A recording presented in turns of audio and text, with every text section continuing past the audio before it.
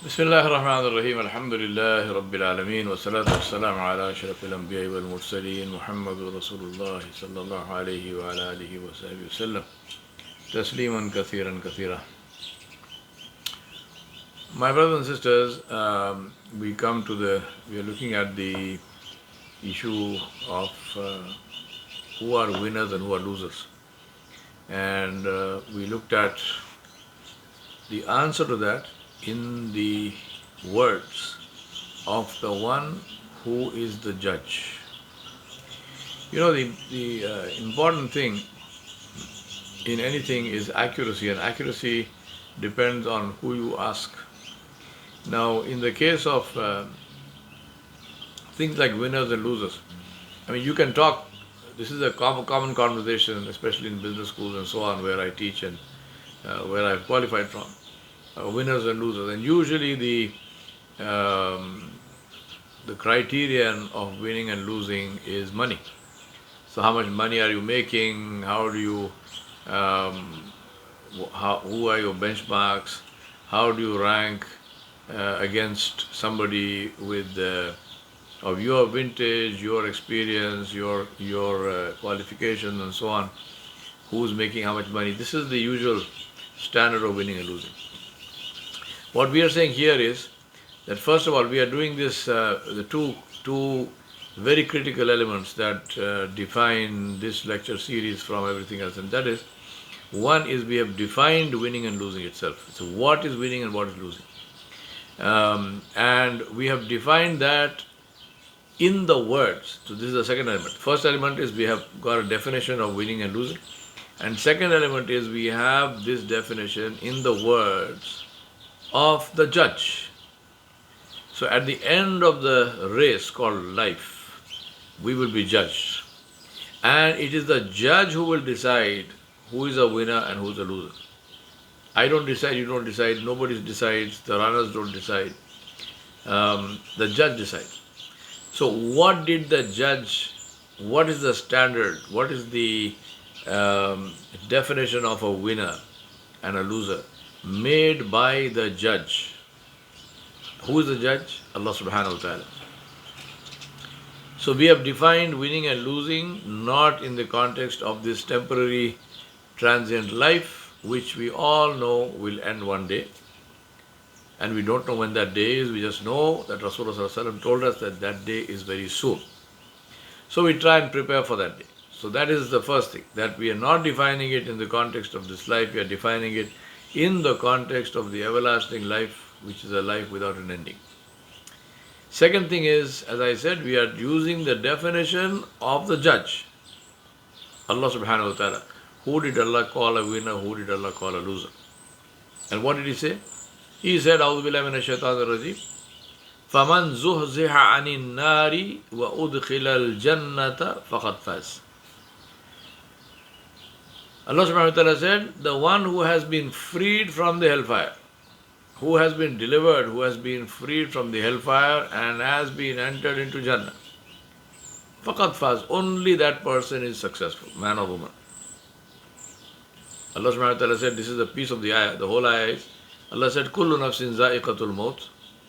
Every living being will taste death. Every living being, كُلُّ نَفْسٍ. Whether it is human, whether it is jinn, whether it is animal, whether it is a bird, whether it's a virus, whatever it is, كُلُّ نَفْسٍ ذَائِقَةُ الْمَوْتِ. And then Allah said, وَإِنَّمَا تُوَفَّوْنَ أُجُورَكُمْ يَوْمَ الْقِيَامَةِ. And you will be paid your rewards in full on the day of judgment. فَمَنْ زُحْزِحَ عَنِ النَّارِ وَأُدْخِلَ الْجَنَّةَ فَقَدْ فَازَ.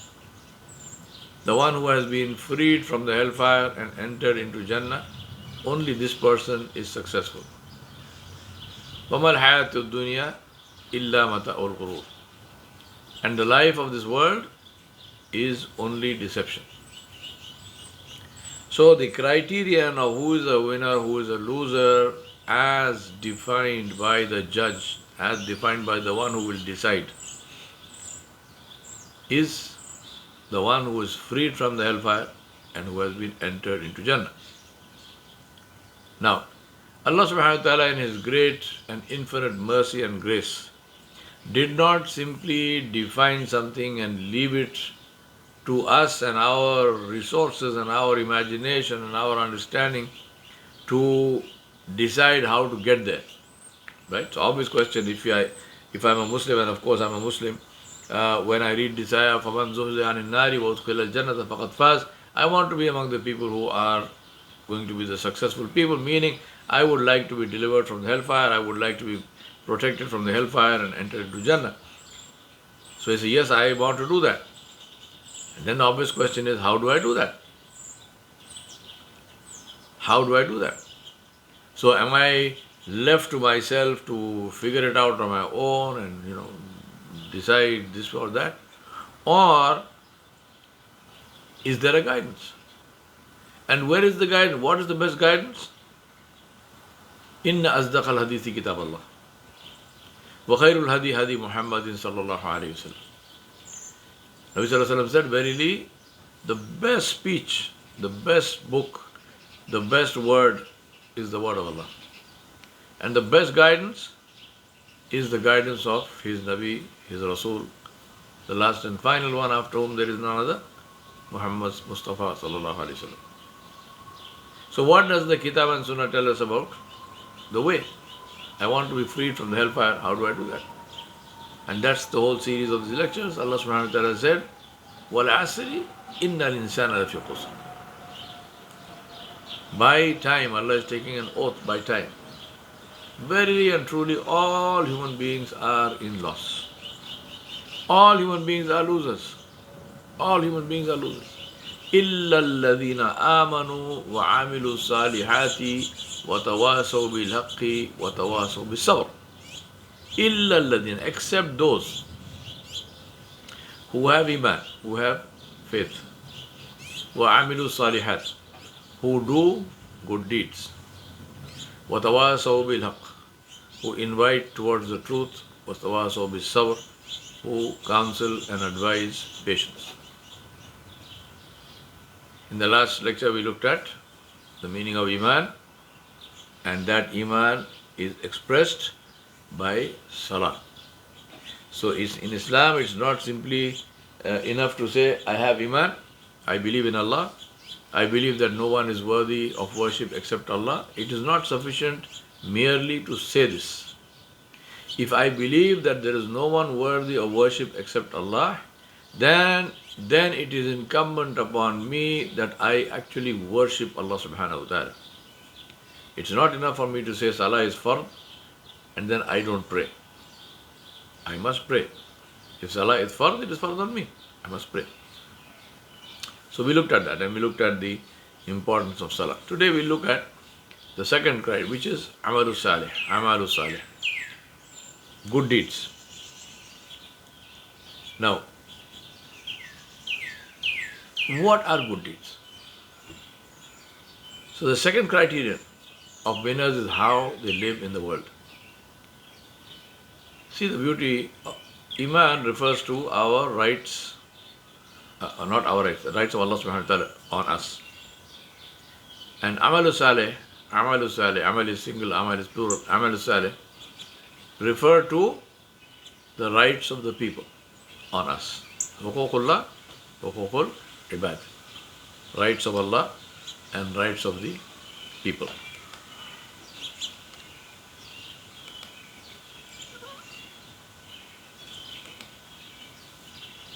Now, so therefore, the question to ask is, how do winners live in the world? Does their Islam show itself in their lives? Do they live as people who actually believe that one day they will meet Allah subhanahu wa ta'ala, and so are anxious to ensure that that meeting will be a good one? Do they live as people who are convinced that they will die and that their actions alone are their earning assets?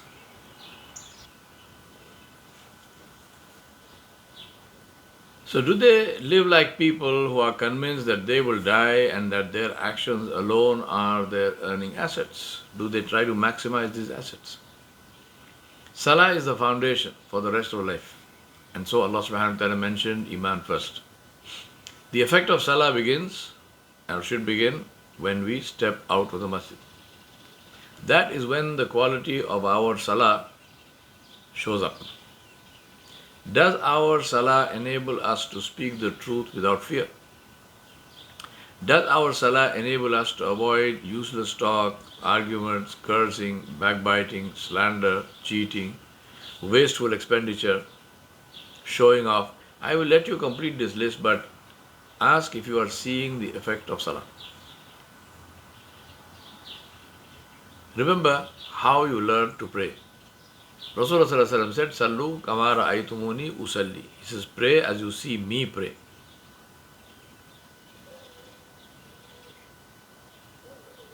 Salah, therefore, is sunnah. So how does your and my salah enable us to stop destroying the sunnah in our life and enable us to follow the sunnah more and more closely? Salah is sunnah. We ask for the sunnah in Surah Al-Fatiha. Ihdina as-sirat al-mustaqim. Sirat al-ladina an'amta alayhim. Oh Allah, guide us to the straight path. Guide us to the path of righteousness. Guide us to the path of steadfastness. And what is this path? Sirat al-ladina an'amta alayhim. It is the path of those who you rewarded. And who is the one who had the highest reward? Rasulullah. So when we are saying Ihdina as-sirat al-mustaqim, we are saying, oh Allah, guide me to the path of Muhammad sallallahu alayhi wa sallam.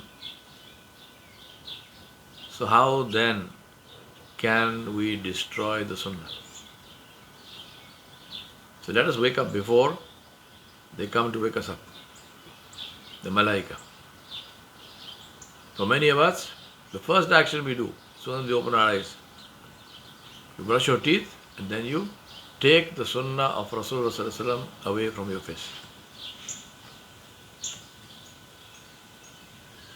How can we say that we love Muhammad when we do not like his appearance? We do not like our appearance to be like his appearance. How can we say that?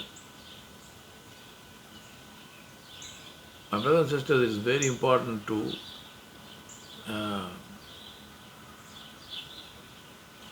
get serious with life.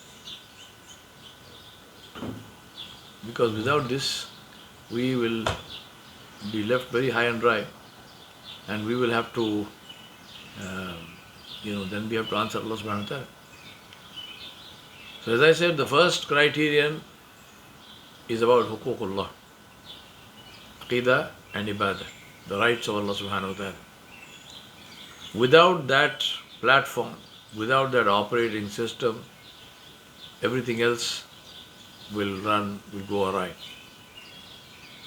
If we do not have the right aqidah of Tawheed, if we do not worship only Allah, if our aqidah is contaminated and adulterated and corrupted with shirk, with joining partners with Allah, if our actions are not only to please Allah, but also to please people, or maybe only to please people,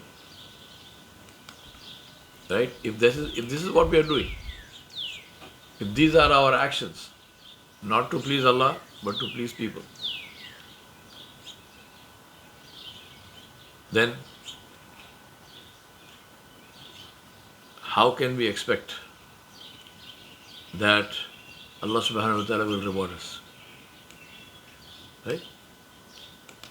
We cannot expect. Because Rasulullah sallallahu alaihi wasallam told us in the very famous hadith, a hadith which is called 1/3 of the knowledge of Islam, and that is called the hadith of the Thalath, the hadith of the three.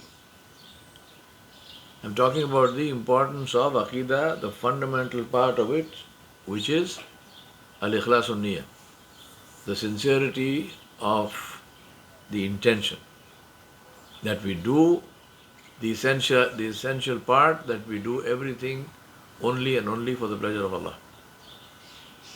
The hadith of the Thalath is where Rasulullah ﷺ told us that on the Day of Judgment, the first person to be judged will be a scholar of Islam.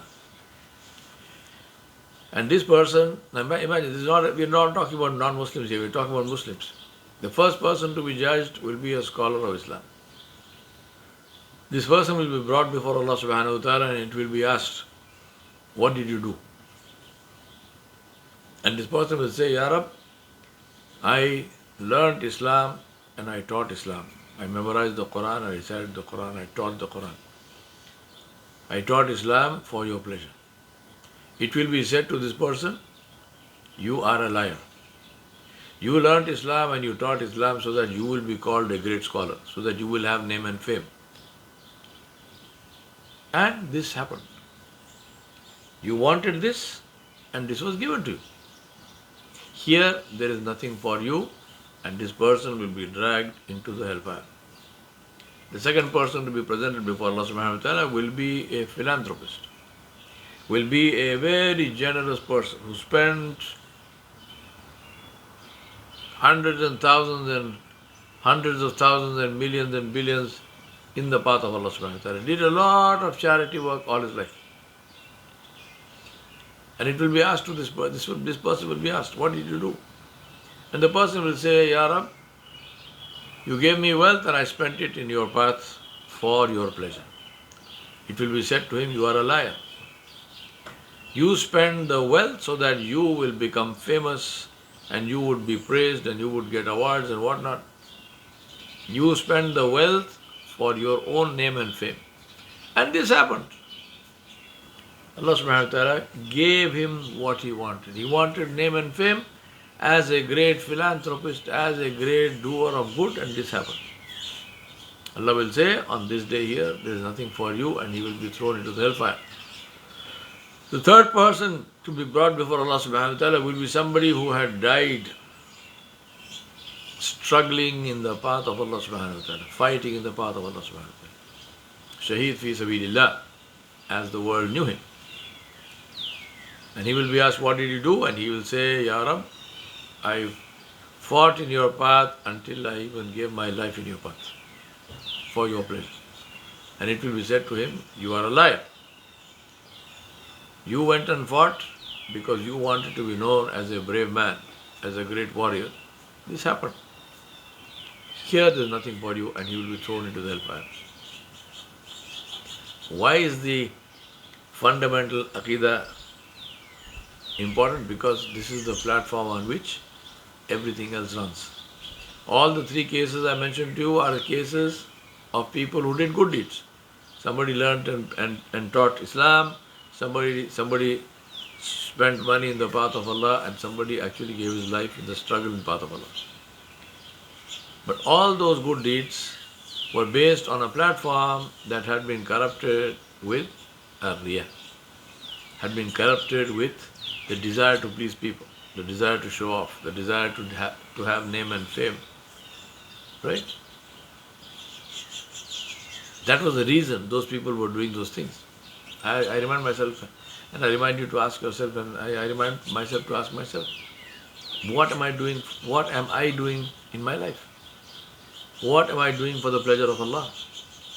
And what am I doing apparently for the pleasure of Allah, but actually to make money, actually to get name and fame, actually to be known as Fulan bin Fulan and Sheikh this and Sheikh that. My brothers and sisters, this is a very, very dangerous area. This is quicksand. We'll sink in it and we'll never see the light of day. And that quicksand is this self-display, self-exposure to the world. Rasulullah said there are two things which destroy the deeds of a person like two wolves in a sheep pen. They kill everyone. They kill all the sheep. A fox in a chicken run, a wolf in a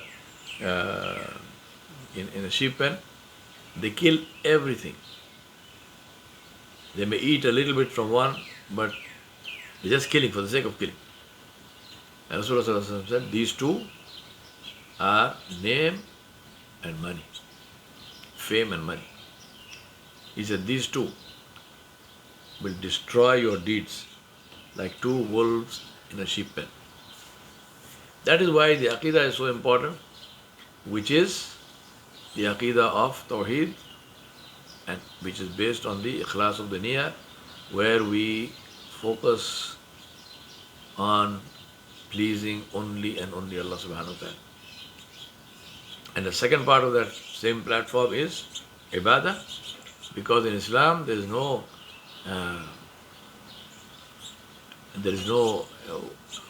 belief without action. So it's not an intellectual concept of the unity of God. No. If I believe, and I do believe, that Allah, there is no one worthy of worship except Allah, then this belief must be manifested, must be expressed in actually worshipping Allah subhanahu wa ta'ala. So, the first criterion is about huququllah, the rights of Allah subhanahu wa ta'ala. Now, the second criterion is about huququl ibad, the rights of the people. The rights of the people. Now, between the two, our whole life is covered. Rights of Allah and rights of people. Now, Islam places importance on both, not one at the cost of the other.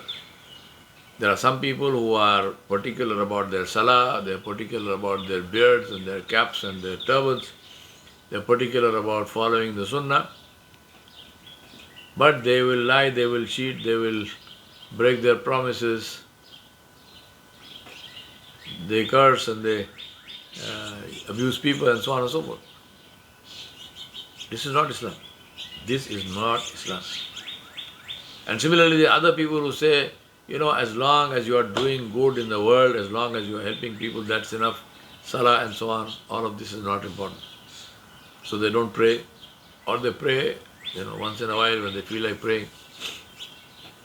The Ramadan Muslims, the Eid Muslims, they may be good people. I mean, there's no denying that. They may be people who have integrity, honesty, decency. They go out of their way to help people. They give a lot of charity and so on. But they do not worship Allah subhanahu wa ta'ala. Both of these are not acceptable in Islam. And both of these will put people like that into serious trouble. Now, what are the rights of people? These are the rights of neighbors, employees, employers, rulers, family, friends, animals, environment, everything. So, ibad, it's not only the human beings, it's all the creatures of Allah subhanahu wa ta'ala. Allah subhanahu wa ta'ala sent us as trustees for this world. Allah did not send us to exploit this world. These are all concepts that we have taken from the West without understanding. We talk about conquering. So-and-so conquered this mountain climber, conquered Everest. What is the meaning of conquering? Was Everest fighting you?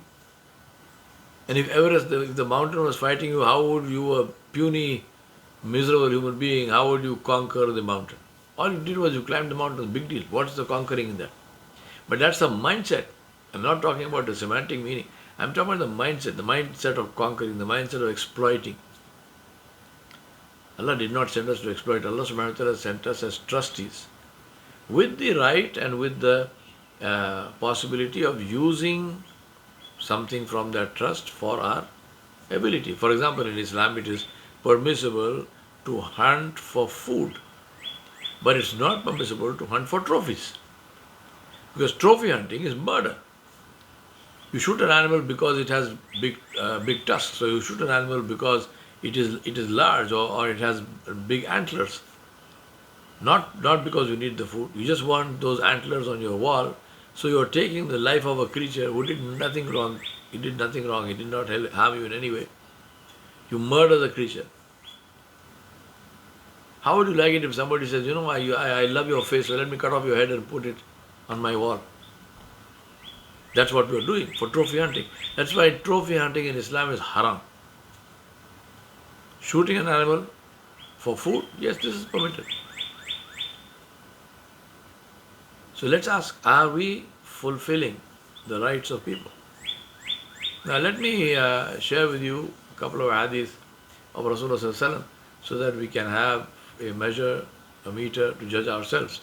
Abu Hurairah radiallahu anhu said that Rasulullah sallallahu alaihi wasallam said, by Allah, he does not believe. By Allah, he does not believe. By Allah, he does not believe. 3 times he said this. By Allah, it doesn't mean meaning the person does not truly believe. 3 times. They asked him, Ya Rasulullah, who is this? Who are you saying he did not believe? Rasulullah sallallahu alaihi wasallam said, he whose neighbor is not safe from his mischief. He whose neighbor is not safe from his mischief. And this is in Bukhari and Muslim, Sahih Hadith. And in Muslim, in the report in Muslim, it says he will not enter Jannah whose neighbor is not safe from his mischief. This person, Nabi Sallallahu Alaihi Wasallam is saying that such a person will not enter Jannah whose neighbor is not safe from his mischief.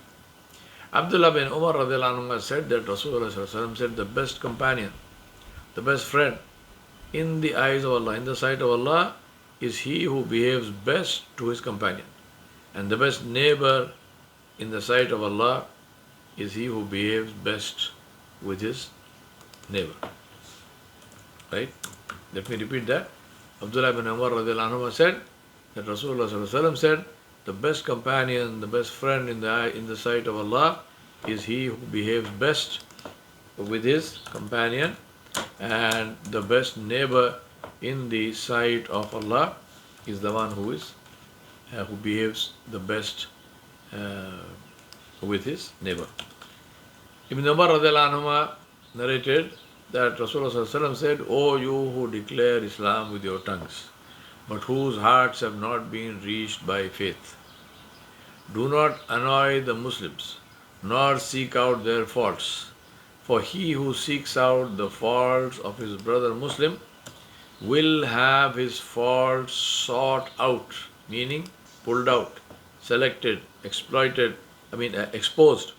Will have his faults sought out by Allah. And when Allah seeks out someone's faults, He, Jalla Jalaluhu, exposes them even though that person may be in the interior of their house. And this is in Bukhari and Muslim. Ibn Umar radiallahu anhu says, Rasulullah sallallahu alaihi wasallam said, O you who declare Islam with your tongues, but whose hearts have not been reached by faith, do not annoy the Muslims. Do not seek out their faults. For he who seeks out the faults of his brother Muslim will have his faults sought out by Allah subhanahu wa ta'ala. And when Allah subhanahu wa ta'ala seeks out someone's faults, He exposes them even though the person may be in the interior of their house. Abu Hurairah radiallahu anhu reported that he heard Rasulullah sallallahu alaihi wasallam saying, the believers who show the most perfect faith are those who have the best character, and the best of you are those who are the best to their wives. The best of you are those who are best to their wives. The believers who show the most faith are those who have the best character, and the best of you are those who are best to their wives. And this is in Tirmidhi. Mu'adh bin Jabal radiallahu anhu said that he heard Rasulullah sallallahu alaihi wasallam saying, Allah subhanahu wa ta'ala said, my love is due to those who love each other for my sake, who sit with each other for my sake, who visit one another for my sake, and who spend on each other for my sake. And this is in Musnad Imam Malik. I repeat,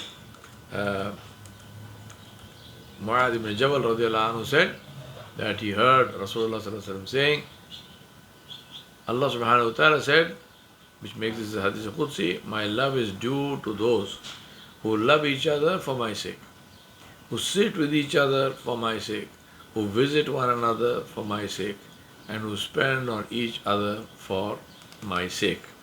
And this is in Musnad Imam, in Muwatta, not Musnad Imam, in Muwatta Malik.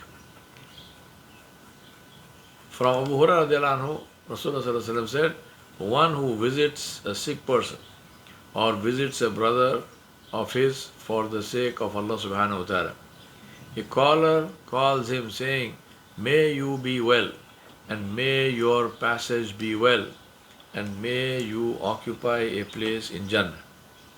Right? So this bashar of Jannah is being given in this life itself. Abu Hurairah said that Rasulullah said, one who visits a sick person or visits a brother of his for the sake of Allah, a caller calls him saying, may you be well and may your passage be well, meaning your life and your journey be well, and may you occupy a place in Jannah. More inshallah, next class, we are talking about Hukukul Ibad, the rights of the people. We ask Allah subhanahu wa ta'ala to enable us to fulfill the rights of people because of one very, very important thing, which is that Rasulullah sallallahu alaihi wasallam said, Allah subhanahu wa ta'ala may forgive his own rights, because Allah subhanahu wa ta'ala huwal ghani, Allah really does not need anything. So he said Allah subhanahu wa ta'ala may forgive his own rights, but Allah subhanahu wa ta'ala will not forgive the rights of the person until that person forgives them himself or herself. So if we are, may Allah protect us, but if we are among those people who are, who are